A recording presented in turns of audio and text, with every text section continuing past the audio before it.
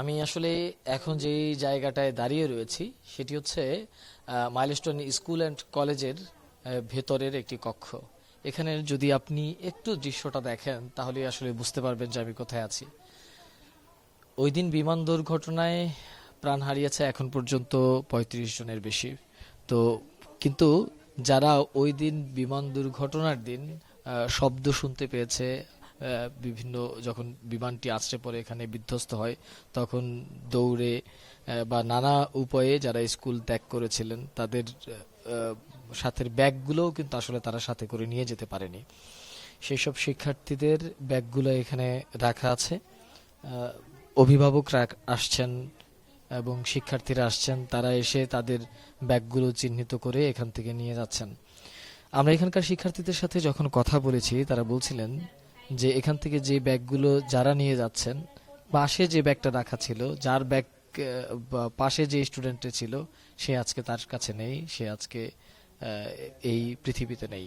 আসলে এটি একটি হৃদয় বিদারক ঘটনার সাক্ষী এই ব্যাগ।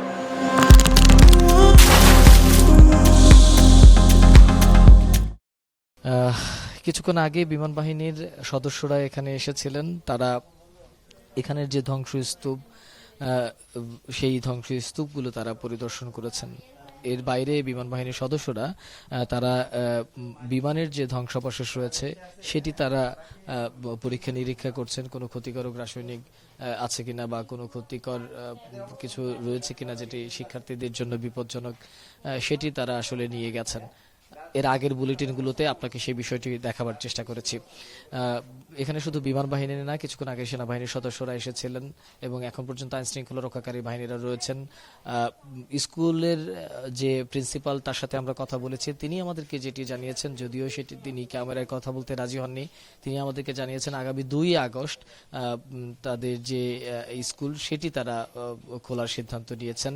এর আগে তারা যেটি জানিয়েছিলেন যে রোববার স্কুল খুলবে, এরপরে সোমবার এবং মঙ্গলবার 2 দিন ছুটি ঘোষণা করেছিল। সব শেষ যে তথ্য আমাদের কাছে আছে সেটি 2 আগস্ট তারা স্কুল খুলবেন, তেমনটাই আসলে আমাদেরকে জানিয়েছেন। আসলে এখানে একজন শিক্ষার্থীরা আসছেন এবং তাদের আসলে ব্যাগগুলো নিয়ে যাচ্ছেন। এই এই ঘটনাগুলো আসলে কিভাবে দর্শকদেরকে আমি বর্ণনা করব জানি না।